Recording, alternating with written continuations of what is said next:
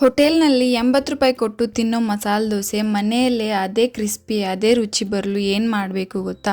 ಹೋಟೆಲ್ಗಳಲ್ಲಿ ಮಾಡೋ ದೋಸೆ ಸೀಕ್ರೆಟ್ ಏನು ಗೊತ್ತಾ? ಇವತ್ತು ನಾನು ಹೇಳ್ತೀನಿ, ನನ್ನ ವಿಡಿಯೋ ಕೊನೆ ತನಕ ನೋಡಿ.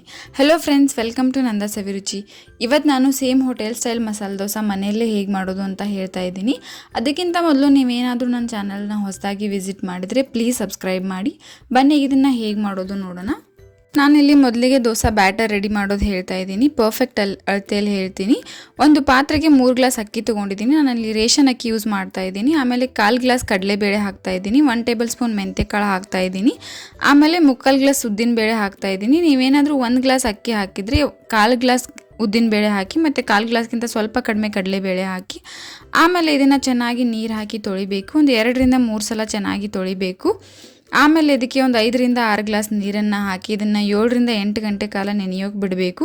ನಾನು ಯೂಶ್ವಲಿ ಬೆಳಿಗ್ಗೆ ನೆನೆಯೋಕೆ ಬಿಡ್ತೀನಿ ಮತ್ತು ರಾತ್ರಿ ರುಬ್ತೀನಿ. ಒಂದು 7 ರಿಂದ 8 ಗಂಟೆ ಆದಮೇಲೆ ಇದು ಚೆನ್ನಾಗಿ ನೆನೆದಿರುತ್ತೆ. ಇದರಲ್ಲಿರೋ ನೀರನ್ನೆಲ್ಲ ತೆಗೆದು ಇದನ್ನು ಚೆನ್ನಾಗಿ ರುಬ್ಬಿ ತೊಗೋಬೇಕು. ಕಂಪ್ಲೀಟಾಗಿ ಹಿಟ್ಟಾಗೋ ಥರ ರುಬ್ಬಬೇಕು, ಆಗಲೇ ಚೆನ್ನಾಗಿ ಬರೋದು. ಆಮೇಲೆ 1 ಗ್ಲಾಸ್ ಅವಲಕ್ಕಿ ತೊಗೊಂಡಿದ್ದೀನಿ. ಅದನ್ನು ನೀರಲ್ಲಿ ಒಂದು 5 ನಿಮಿಷಗಳ ಕಾಲ ನೆನೆಯೋಕೆ ಬಿಡ್ತಾ ಇದ್ದೀನಿ. ಇದನ್ನು ಮೊದಲು ಒಂದು 2 ಸಲ ತೊಳಿತಾ ಇದ್ದೀನಿ.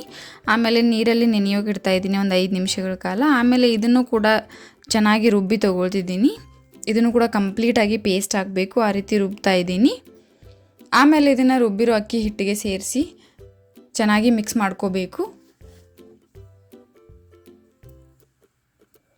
ಚೆನ್ನಾಗಿ ಮಿಕ್ಸ್ ಮಾಡಿ ಇದನ್ನು ಒಂದು 7 ರಿಂದ 8 ಗಂಟೆ ಇಡೀ ರಾತ್ರಿ ನೆನೆಯೋಕೆ ಬಿಡ್ತಾ ಇದ್ದೀನಿ. ಇದು ಈ ರೀತಿ ಉಬ್ಬಿ ಬಂದಿರುತ್ತೆ, ತುಂಬ ಚೆನ್ನಾಗಿ ಬಂದಿರುತ್ತೆ. ಆಮೇಲೆ ನಮಗೆ ಎಷ್ಟು ಬೇಕೋ ಅಷ್ಟು ಹಿಟ್ಟನ್ನು ತೊಗೊಂಡು ಪಾತ್ರೆಯಲ್ಲಿ ಅದಕ್ಕೆ ರುಚಿಗೆ ತಕ್ಕಷ್ಟು ಉಪ್ಪು ಮತ್ತು ಒಂದು ಅರ್ಧ ಟೇಬಲ್ ಸ್ಪೂನ್ ಅಡಿಗೆ ಸೋಡಾ ಹಾಕಿ ಅದನ್ನು ಚೆನ್ನಾಗಿ ಮಿಕ್ಸ್ ಮಾಡ್ಕೊಳ್ತಿದ್ದೀನಿ. ಇದು ದೋಸೆ ಹಾಕೋಕ್ಕೆ. ಆಮೇಲೆ ನಮಗೆ ದೋಸೆ ಹಿಟ್ಟಿನ ಕನ್ಸಿಸ್ಟೆನ್ಸಿ ನೋಡಿ ನೀರು ಹಾಕ್ಕೊಳ್ಳಿ. ಈಗ ಮಸಾಲೆ ದೋಸೆಗೆ ಮೇನ್ ಇಂಪಾರ್ಟೆಂಟಾಗಿ ಆಲೂಗಡ್ಡೆ ಪಲ್ಯ ಬೇಕು. ಅದನ್ನು ಹೋಟೆಲ್ ಸ್ಟೈಲಲ್ಲಿ ಹೇಗೆ ಮಾಡೋದು ಅಂತ ಹೇಳ್ತೀನಿ. ಇಂಗ್ರೀಡಿಯೆಂಟ್ಸ್ ಬಂದುಬಿಟ್ಟು ಒಂದು 5 ರಿಂದ 6 ಆಲೂಗಡ್ಡೆ ಬೇಯಿಸಿ ಸಿಪ್ಪೆ ತೆಗೆದು ತೊಗೊಂಡಿದ್ದೀನಿ. ಆಮೇಲೆ ಇದನ್ನು ಕುಕ್ಕರ್ನಲ್ಲಿ 3 ವಿಸಿಲ್ ಹಾಕ್ಸಿದ್ರೆ ಆಲೂಗಡ್ಡೆ ಚೆನ್ನಾಗಿ ಬೆಂದಿರುತ್ತೆ.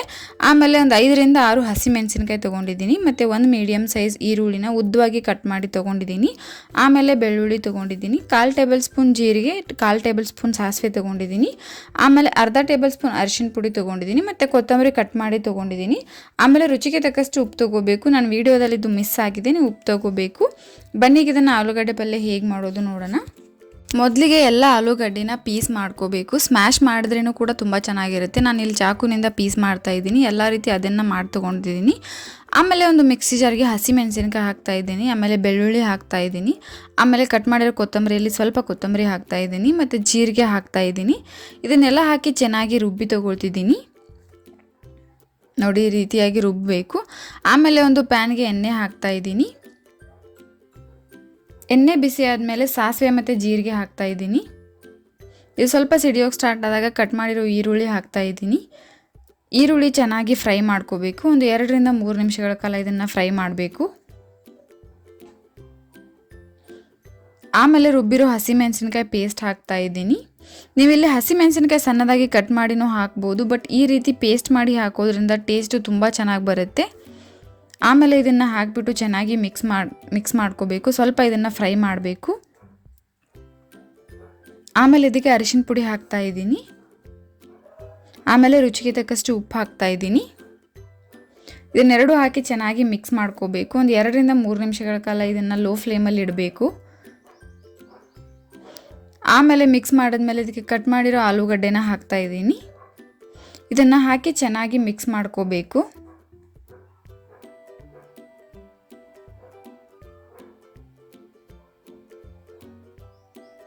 ಎಲ್ಲನೂ ಚೆನ್ನಾಗಿ ಮಿಕ್ಸ್ ಮಾಡಿದ್ಮೇಲೆ ಇದಕ್ಕೆ ಕಟ್ ಮಾಡಿರೋ ಕೊತ್ತಂಬರಿ ಹಾಕಬೇಕು.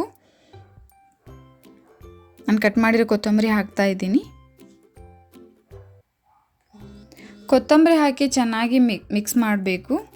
ನಿಮಗಿದು ಸ್ವಲ್ಪ ಗಟ್ಟಿ ಅನಿಸಿದ್ರೆ ಒಂದು 2 ಟೇಬಲ್ ಸ್ಪೂನ್ ನೀರು ಹಾಕಿ, ಜಾಸ್ತಿ ಹಾಕಬೇಡಿ, ಆವಾಗ ಸೇಮ್ ಹೋಟೆಲ್ ಸ್ಟೈಲಲ್ಲೇ ಬರುತ್ತೆ. ಆಲೂಗಡ್ಡೆ ಪಲ್ಯನ ಸೈಡಲ್ಲಿ ಇಟ್ಕೊಂಡು ದೋಸೆ ತವೆ ಬಿಸಿ ಮಾಡೋಕ್ಕೆ ಇಟ್ಕೊಂಡಿದ್ದೀನಿ. ಇದು ಬಿಸಿ ಆದಮೇಲೆ ಸ್ವಲ್ಪ ಒಂದು 2 ರಿಂದ 3 ಹನಿ ನೀರು ಹಾಕಿ ಅದನ್ನು ಒಂದು ಕಾಟನ್ ಬಟ್ಟೆಯಿಂದ ಒರೆಸ್ತಿದ್ದೀನಿ. ಈ ರೀತಿ ಮಾಡೋದ್ರಿಂದ ದೋಸೆ ತುಂಬ ಚೆನ್ನಾಗಿ ಎದ್ದು ಬರುತ್ತೆ. ಆಮೇಲೆ ದೋಸೆ ಹಿಟ್ಟನ್ನು ಒಂದು 2 ಸ್ಪೂನ್ ಹಾಕ್ತಾ ಇದ್ದೀನಿ. ಇದನ್ನು ರೌಂಡಾಗಿ ದೋಸೆ ಹಾಕ್ತಾ ಇದ್ದೀನಿ.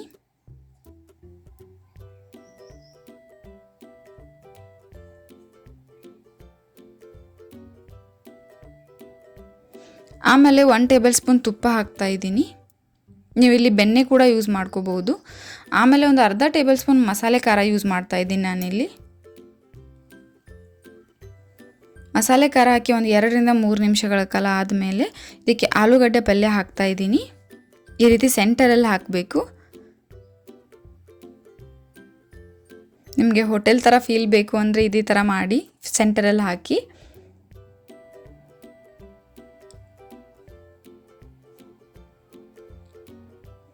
ನೋಡಿ ಎಷ್ಟು ಚೆನ್ನಾಗಿ ಕ್ರಿಸ್ಪಿಯಾಗಿ ಆಗಿದೆ ಅಂತ. ಆಮೇಲೆ ಇದನ್ನು ಈ ರೀತಿ ಫೋಲ್ಡ್ ಮಾಡ್ತಾ ಇದ್ದೀನಿ. ನೋಡಿ ಇಷ್ಟೇ, ಈ ರೀತಿ ಮಾಡಿದ್ರೆ ಹೋಟೆಲ್ ಸ್ಟೈಲಲ್ಲಿ ಮಸಾಲೆ ದೋಸೆ ರೆಡಿ ಆಗುತ್ತೆ. ಇದನ್ನು ಕೊಬ್ಬರಿ ಚಟ್ನಿ ಮತ್ತು ಸಾಂಬಾರು ಜೊತೆ ಇದು ಅದ್ಭುತವಾಗಿರುತ್ತೆ. ಟೇಸ್ಟ್ ತುಂಬ ಚೆನ್ನಾಗಿರುತ್ತೆ. ನೀವು ಒಂದ್ಸಲ ಟ್ರೈ ಮಾಡಿ ಮನೆಯಲ್ಲಿ. ನೀವು ಇನ್ನೂ ನಮ್ಮ ಚಾನಲ್ನ ಸಬ್ಸ್ಕ್ರೈಬ್ ಮಾಡಿಲ್ಲ ಅಂತಂದರೆ ಪ್ಲೀಸ್ ಈಗಲೇ ಹೋಗಿ ಸಬ್ಸ್ಕ್ರೈಬ್ ಮಾಡಿ. ಮತ್ತು ಇದೇ ರೀತಿ ನಾನು ಹಾಕೋ ಎಲ್ಲ ವೀಡಿಯೋ ನೋಟಿಫಿಕೇಷನ್ಗೆ ಪಕ್ಕದಲ್ಲಿರೋ ಬೆಲ್ ಐಕಾನ್ನ ಕ್ಲಿಕ್ ಮಾಡಿ. ಮತ್ತು ಈ ವಿಡಿಯೋ ನಿಮಗೆ ಇಷ್ಟ ಆಗಿದರೆ ಪ್ಲೀಸ್ ಲೈಕ್ ಮಾಡಿ, ಶೇರ್ ಮಾಡಿ, ಕಮೆಂಟ್ ಮಾಡಿ. ಮತ್ತು ಇದೇ ರೀತಿ ಟೇಸ್ಟಿ ರೆಸಿಪೀಸ್ಗೆ ನಮ್ಮ ಚಾನಲ್ನ ಸಬ್ಸ್ಕ್ರೈಬ್ ಮಾಡೋದನ್ನು ಮರಿಬೇಡಿ. Thank you.